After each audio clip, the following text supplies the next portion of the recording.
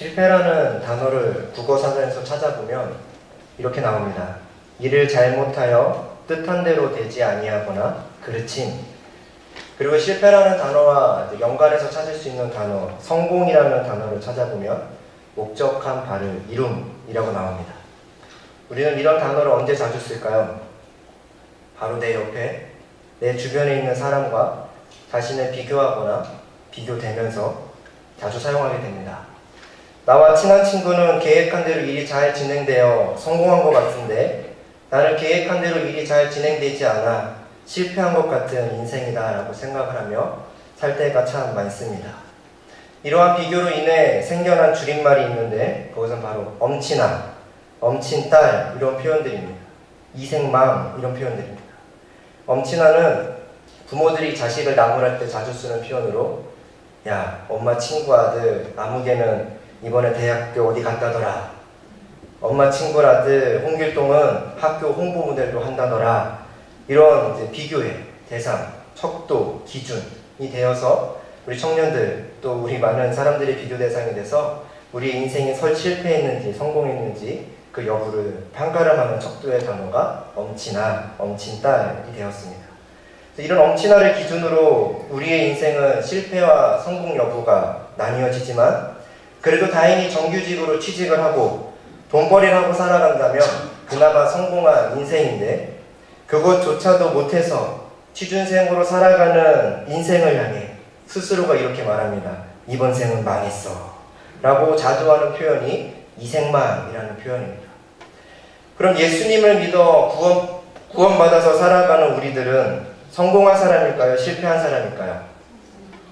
분명 성공한 사람일 텐데 우리들의 삶의 많은 시간은 실패한 사람처럼 살아가고 실패한 사람처럼 주일 성수를 하고 크리스찬은 실패한 사람이다라는 자존감을 갖고 살아가는 경우가 꽤 많다는 것입니다. 우리가 구원받은 것은 하나님께서 계획한 바를 이루신 성공적이고 기쁜 일인데 왜 우리들이 피부로 느끼는 실제적인 삶은 실패한 삶이라고 느낄 때가 많을까요? 그것은 하나님께서 구원받은 우리를 천국으로 인도하시는 것이 아니라 광야로 인도하시기 때문입니다. 우리를 왜 광야로 인도하실까요? 이 질문에 대한 답을 오늘 본문 말씀 신명기 8장을 통해 함께 살펴보고자 합니다. 먼저 출애굽기 15장 22절을 보면 모세가 홍해에서 이스라엘을 인도하매 그들이 나와서 수르 광야로 들어가서 거기서 사흘 길을 걸었으나 물을 얻지 못하고 라고 되어 있습니다. 그들이 나온 곳은 애굽입니다. 그래서 이 15장 22절 앞에 14장부터 21절까지 15장 21절까지는 홍해를 건넌 이야기, 그리고 홍해를 건넌 뒤에 모세와 미리암이 찬양하고 노래하는 부분이 나옵니다. 마치 구원의 감격을 누리는 장면이 등장합니다. 근데 그렇게 기적적으로 홍해를 건넌 뒤에 이스라엘 백성이 들어간 곳은 어디냐면 그들이 나와서 수르 광야로 들어갑니다. 광야로 들어갑니다. 왜 약속의 땅이 아닌 광야로 인도하셨을까요? 그것도 하루 이틀이 아니라 오늘 본문 말씀인 2절 말씀을 보면 40년간을 걷게 하십니다. 도대체 왜 구원한 백성들을 천국이 아닌 약속한 땅이 아닌 광야로 인도하셨을까요? 우리 2절 말씀을 함께 읽어보도록 하겠습니다. 시작! 내 하나님 여호와께서 이 40년 동안에 내게 광야길을 걷게 하신 것을 기억하라. 이는 너를 낮추시며 너를 시험하사 내 마음이 어떠한지 그 명령을 지키는지 지키지 않는지 알려 하십니다. 하나님은 구원받은 백성을 광야로 인도하시면서 그들을 광야 학교에서 훈련시키기 시작합니다. 이는 하나님께 구원받은 백성들이 하나님의 말씀을 지키는지 안 지키는지를 아시기 위해 광야로 인도하셨다라고 말씀하십니다. 그런데 왜 하필 장소가 광야일까요? 아무것도 없고 그 황량한 광야로 인도하신 이유가 무엇일까요? 3절 말씀 보겠습니다. 제가 읽겠습니다. 너를 낮추시며 너를 줄이게 하시며 또 너도 알지 못하며 내 조상들도 알지 못하던 만나를 내게 먹이신 것은 사람이 떡으로만 사는 것이 아니요 여호와의 입에서 나오는 모든 말씀으로 사는 줄을 내가 알게 하려 하심이니라. 아멘. 하나님께 구원받은 백성들은 훈련과 시간이 필요했습니다. 아무리 홍해를 건너서 살아계신 하나님을 경험했다고는 하지만 아직 그들에게 하나님에 대한 투철한 신앙과 하나님만을 의지하며 살아가는 모습을 기대하는 것은 시기상조였습니다. 그렇기 때문에 하나님은 구원받은 백성들을 광야에 보내셔서 구원받은 너희는 이제부터 물질과 떡을 의지하며 살아가는 존재가 아니라 하나님만 의지하며 살아가는 존재가 되었음을 가르치기 위해 아무것도 없는 광야로 인도하셔서 하나님의 말씀으로만, 하나님 한 분만으로 살아갈 수 있음을 가르쳐 주셨습니다. 그래서 이 광야의 삶을 통해 이스라엘 백성들은 하나님 말씀으로만, 하나님 한 분만으로 살아갈 수 있음을 이렇게 고백합니다. 4절 말씀 보겠습니다. 이 40년 동안에 내 의복이 헤어지지 아니하였고 내 발이 부르트지 아니하였느니라 라고 말합니다. 이러한 광야의 삶을 5글자로 줄이면 뭐라고 하는지 아십니까? 지난번 여생 책사고에 이은 2번째 시리즈입니다. 바로 여생 지하철입니다. 오늘 설교 제목인데요. 남은 여생을 지하철만 타고 다니시라는 말씀이 아니라 지하철을 탈 때마다 오늘도 함께 하시는 하나님을 기억하시라고 이렇게 만들어 봤습니다. 이게 뭐냐면 여호와의 말씀을 생명 다해 지킬 때 하나님께서 철저하게 지켜주신다라는 뜻입니다. 이것이 하나님께서 광야를 통해 우리에게 진정으로 가르쳐주고 싶으셨던 것입니다.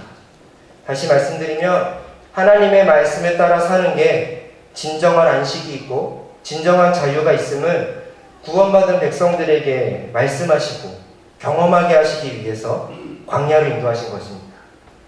따라서 우리의 삶이 광야에서의 삶이어도 그것은 실패한 인생이 아니라 진정한 천국을 경험하게 하시는 성공한 삶인 줄로 믿습니다. 그래서 광야의 삶 가운데 하나님의 여생 지하철을 경험하며 살아가는 우리가 되기를 주님의 이름으로 간절히 소망합니다. 근데 문제가 있습니다. 이 여생 지하철을 우리는 믿지만 우리의 삶에서는 내용이 조금 바뀝니다. 그것은 바로 여호와의 말씀을 생명 다해 지킬 때 하나님께서 철저하게 지켜주신 다가 아니라 하나님께서 철저하게 더 큰 광야로 인도하신다는 것입니다. 이것이 구원받은 감격 속에서도 자꾸만 실패한 인생처럼 하나님을 믿으며 살아가는 이유입니다. 담임 목사님이 하시는 출애굽기 성경 공부를 해보셔서 아시겠지만 홍해를 건넌 뒤에 광야학교가 한 개만 나오는 게 아닙니다. 무려 5가지가 등장합니다. 광야가 끝나고 지나면 천국이 나와야 되는데 다시 또 광야가 나옵니다. 약속의 땅이 등장해야 되는데 이제는 또 다른 문제의 광야가 등장합니다. 하나님은 우리를 7절 말씀을 보면 내 하나님 여호와께서 너를 아름다운 땅에 이르게 하시나니 라는 이 말은 온데간데 없어지고 계속해서 광야에 이르게 합니다. 아름다운 땅이 아닌 아름다운 광야로 인도하시기 시작합니다. 왜 그러실까요? 바로 이 사실을 알게 하시기 위함입니다. 여호와의 말씀을 생명 다해 지킬 때 하나님께서 철저하게 더 큰 능력으로 인도하신다. 이 사실을 알게 하시기 위함입니다. 저에게는 독특한 이력이 하나 생겼습니다. 목회자가 되려면 한 번만 가도 되는 신학대학원을 2번 다니게 된 신기한 이력입니다. 백석신대원을 입학할 때도 학부, 대학 동기들보다 2년을 늦게 입학해서 대학 동기들은 작년에 다 목사 안수를 받았습니다. 저는 아직도 이제 전도사인데, 그리고 이제 신대원을 졸업해서 목사 안수를 받나 싶었는데 신대원을 다시 가게 되어 목사 안수의 시간은 더 미뤄지게 되었습니다. 처음에 백석교단에 있다가 이제 통합교단으로 오라는 담임 목사님의 권면에 굉장히 긍정적으로 생각했습니다. 솔직히 좋았습니다. 왜냐하면 백석교단은 타교단이 오는데 그리 어렵지 않았습니다. 근데 대한민국 대표 교단인 통합의 문턱은 그리 만만치 않았습니다. 외국에서 목사 안수를 받은 경우가 아니면 편입이 안 된다는 것입니다. 그럼 어떻게 해야 합니까? 그랬더니 신학대학원을 다시 입학해야 됩니다. 이렇게 하는 겁니다. 막막했습니다. 제 신대원 백석 동기들은 내년에 목사 안수를 받습니다. 근데 저는 신대원을 다시 가면 최소 3년, 전임생활 2년에서 5년을 더 기다려야 되는 상황이 발생합니다. 근데 문제는 신대원 입학시험을 떨어지면 이 시간은 더 길어지는 겁니다. 언제 합격할지 모르는 망망대해를 이제 맞이하게 되는 거죠. 근데 하나님은 저를 어디로 보내셨을까요? 그 신대원을 다시 보내셨습니다. 이때 기분이 어땠냐면 군대 전역을 앞두고 이제 나가려면 손꼽아 기다리고 있는데 이런 연락이 오는 겁니다. 행정처리가 누락이 되어 다시 재입돼야 됩니다. 영장을 받은 기분이었습니다. 왜 이런 기분이 들었냐면 전 신대원 졸업할 때 굉장히 행복하고 즐거웠습니다. 뭐 나름대로 고민도 있었겠지만 신대원 생활하면서 물질, 뭐 관계, 공부, 사형 여러 가지 고민과 어려움 속에서도 하나의 훈련이 끝나가는구나. 마치 오늘 휴가 나와서 전역을 앞두고 있는 마민혁 청년처럼 전역을 앞두고 있는 그런 행복한 기분이었습니다. 근데 하나님은 저에게 이렇게 말씀하시는 것 같았습니다. 백석의 광야를 잘 통과했으니 백석의 광야보다 더 큰 통합의 광야로 가서 다시 훈련받거라. 쉽지 않은 결정이었습니다. 그래도 순종하는 마음으로 입학시험을 준비했습니다. 비록 광나루 장신대는 아니지만 서울 장신대에 합격하긴 했지만 저는 이마저도 합격할 줄 몰랐습니다.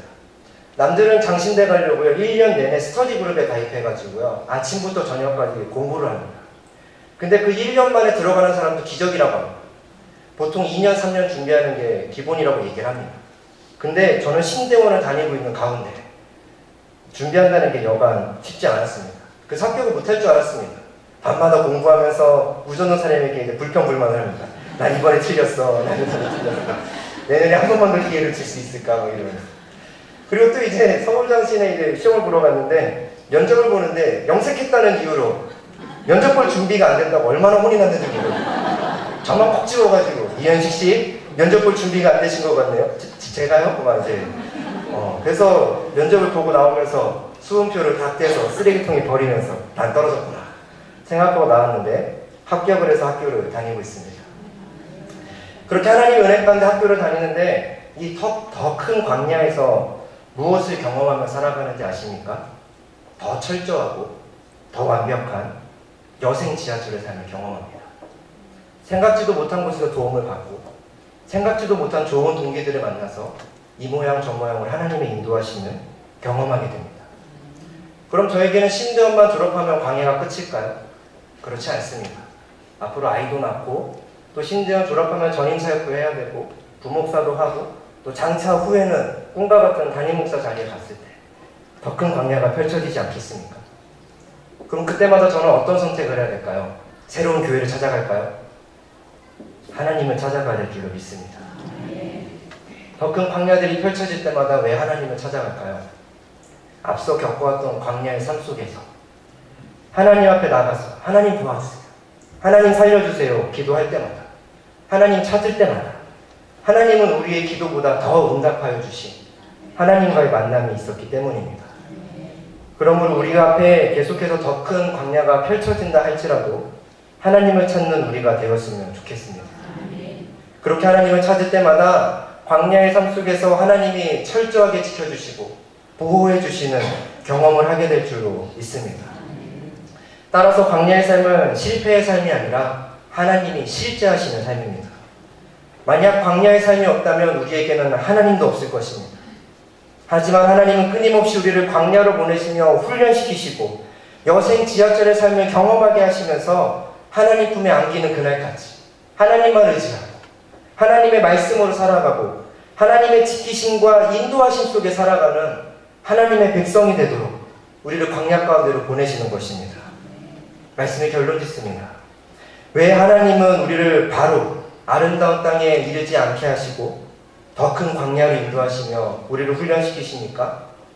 광야의 삶, 광야 학교를 통해 더 깊은 여생 지하철의 은혜와 하나님의 임재를 경험하게 하셔서 우리가 아름다운 땅에 가서도 우리의 신앙이 흔들리지 않게 하시기 위함입니다.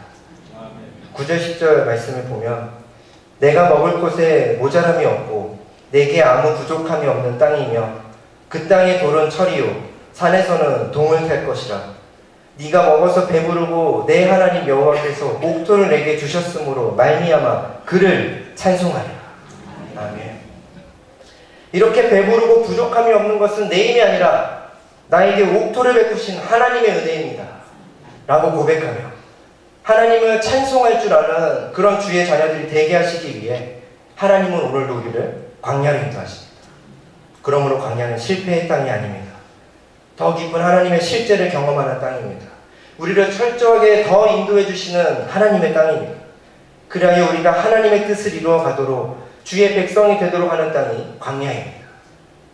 따라서 광야가 끝나면 더 좋은 아름다운 땅이 나오겠지, 인도하시겠지라는 기대가 무너지고, 우리 앞에 더 큰 광야가 펼쳐진다 할지라도 실패와 좌절보다는 하나님을 다시 의지하는, 우리의 기도보다 더 응답하시는 하나님의 다스림을 경험하는 은혜가 가득하기를 주님의 이름으로 간절히 소망합니다. 기도하겠습니다. 하나님 아버지, 오늘도 주님이 아니면, 주님이 나를 붙들어 주시지 않으면 살 수 없는